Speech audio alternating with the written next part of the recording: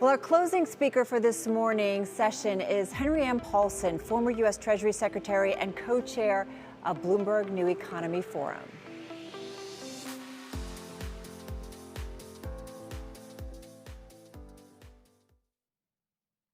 Good morning, everyone, and good evening to my friends watching in Asia.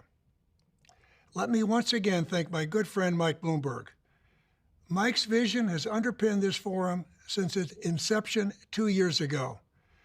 Mike understood then that we need to bridge growing differences among nations to assure a peaceful and prosperous future.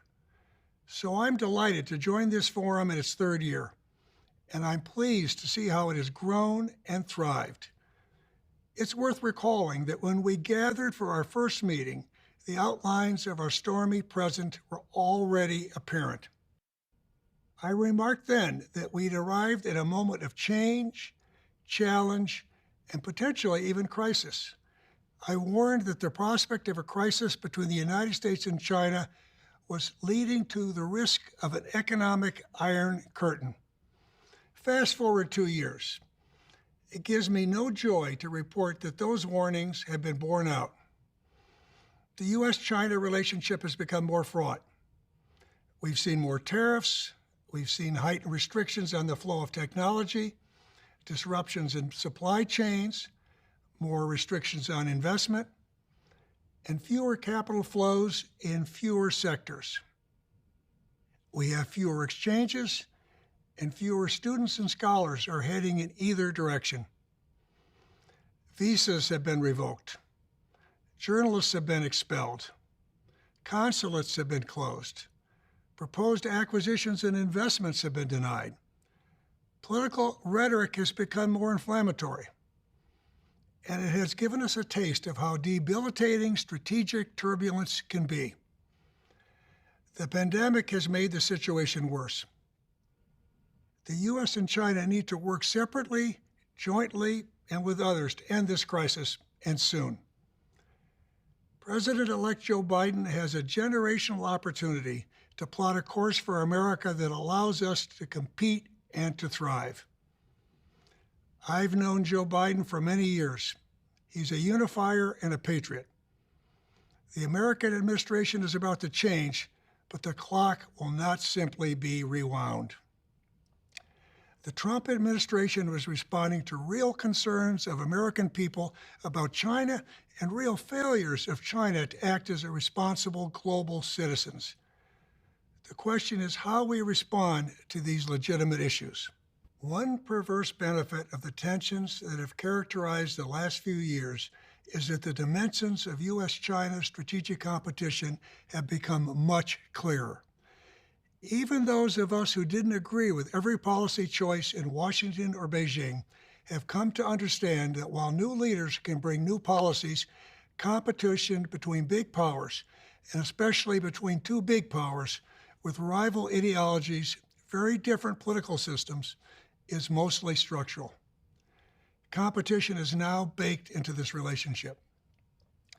A competitive approach to China was inevitable, but keeping it healthy and not pernicious is vitally important, and that won't be easy. To compete effectively, President-elect Biden will need to get the dimensions of competition with China right. So what does that mean? For many Americans, the goal of China policy has come to be one thing: achieving reciprocity. To most people, that means we will do with China only what China does with us. We will punish China when China harms us. The ongoing administration made this idea of reciprocity the very foundation of its strategy toward China. The strategy declared that the U.S. would welcome economic relationships rooted in reciprocity, implying that America would shun any and all economic relationships that lack it. This vision was welcomed by many at home and even some allies. At one level, this isn't surprising. It speaks to an American fundamental sense of fair play. It's simply unreasonable for Beijing to expect the rest of the world to keep its markets open to China unless China continues to open its markets to the world. I've long made this argument myself, but this cannot be the end of the story. Here's the big challenge. America has an open economy, which is our greatest competitive strength. China, by contrast, has an economy that is closed in many areas. But whenever an open economy mirrors the actions of a closed economy, the open one inevitably starts to close itself off too. If achieving reciprocity makes America's system more like China's, America will ultimately be the loser. We can't remain competitive if we become more like China, with its closed status model, which I believe isn't going to stand the test of time. So it's time to adapt our principled desire for reciprocity to the evolving and real-world needs of American workers, farmers, ranchers, and businesses, both small and big. It's time to move from reflexive reciprocity that responds fiercely but erratically by doing unto China what China does to us, to a policy that I call targeted reciprocity. We need reciprocity targeted to changing needs of the American worker. We need reciprocity targeted to keep American businesses competitive. We need reciprocity targeted to ensure that job-creating capital continues to flow to the United States. We need reciprocity targeted to ensure that best-in-class companies want to remain headquartered in the United States.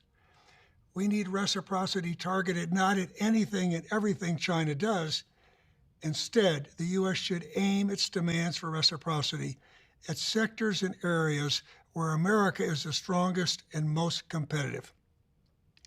Above all, we need reciprocity targeted so that America doesn't become less American in the bargain. We must shift from reflexive reciprocity to targeted reciprocity that holds China's feet to the fire without making it harder for Americans to thrive. Targeted reciprocity would shift our strategy from reactive to proactive. It would leverage what's best about America without losing sight of what's most competitive about America. But the path to success begins at home. And the first step is to reinvest in the policies and values that have made America thrive. Many people fret that there will be a military crisis between the United States and China, and with good reason. But this is an economic competition, not a military one. Economic power is the foundation of military power. Economic power made America the world's growth engine. And economic power enabled China to become a growth engine more recently. So if Americans want to compete with China over the long term, we must re-energize the system that has made our country the envy of the world for generations. We must prove our economic model is better than authoritarian state capitalism. Our success or failure here will be the key to American global leadership, no matter what China does. We need to look to the future and design an economic recovery program that bolsters our competitiveness. That means supporting innovation, upgrading our social safety net while maintaining incentives to work, investing strategically in infrastructure, reforming immigration policy, and importantly, addressing our structural fiscal deficit. Targeted reciprocity is the best means to execute this agenda. And that brings us back to China policy. The first priority must be rebuilding the global economy in the wake of COVID-19 and creating job opportunities for Americans while reducing economic disparity.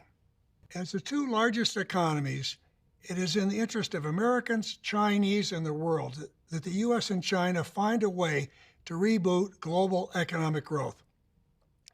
Relentless, debilitating competition where the two governments seek to curtail all trade, investment, and technology flows between them will make that very difficult. Of course, investments that threaten our national security should be prohibited. but we must be careful to avoid sequestering so much technology that American companies lose their ability to commercialize and deploy their products in the world's fastest growing markets. Companies need to know where the U.S. and China are going to cooperate, where they are going to compete, and where they are adversaries. We need major adjustments to our economic relationship with China, but we must reject the increasingly popular idea that merely having an economic relationship with China is somehow bad. What we need is one that is better suited to America's own interests.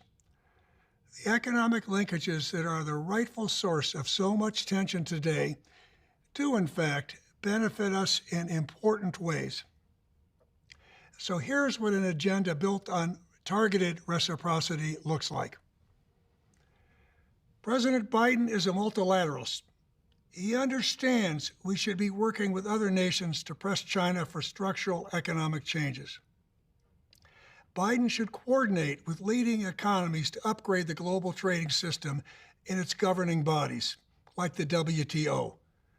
Global rules for trade, investment, technology, the environment, and the digital world now lag behind reality and must be updated. If these allied economies can agree on a framework, they will be in a far stronger position to invite China to join, if it's willing to meet their agreed standards. If Beijing refuses to join this effort and remains inflexible, we should look to a punitive toolkit built on targeted reciprocity that includes jointly withholding access to our markets. Of course, that brings us to the question of bilateral tariffs, which have been the central feature of the Trump era. Tariffs are a tax on Americans. Their erratic application has harmed the U.S. reputation as a global supplier and a safe harbor for investment. Much of the damage has already been done, and still our trade deficit with China continues to rise. So we should now link tariff removal to a new approach founded on targeted reciprocity. I would only remove existing tariffs when we have extracted a reciprocal and tangible benefit from China, met by defined benchmarks in a phased bilateral trade agreement. The Biden administration should initiate a comprehensive new round of bilateral negotiations with China. It should aim for a fair, sweeping, and reciprocal trade relationship based on more meaningful competition. Here is the nub of the strategy.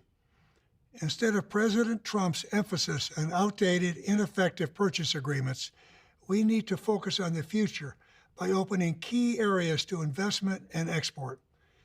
We must tackle the market distortions of China's state-owned firms, and we'll need to deal with structural and process issues that include services, not just goods. The agreement should be done in phases with regular deliverables, beginning with easier issues that build momentum to tackle the tough ones. In return, the U.S. should be prepared to open its own markets. We also need to be more consistent and predictable. Achieving this will be hard, but it will be helpful in creating jobs and assuring a more fair and equitable recovery. President-elect Biden can expand market opportunities for Americans and bolster global growth in the bargain. Another important component of a refreshed agenda is to forestall environmental catastrophe. Climate change is the most certain and formidable economic challenge the world faces. As governments develop their post-pandemic recovery strategies,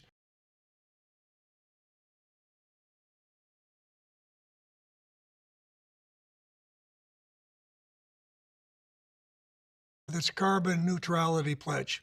But we should consider climate change as another economic issue that demands targeted reciprocity. For one thing, working with China is in our self-interest.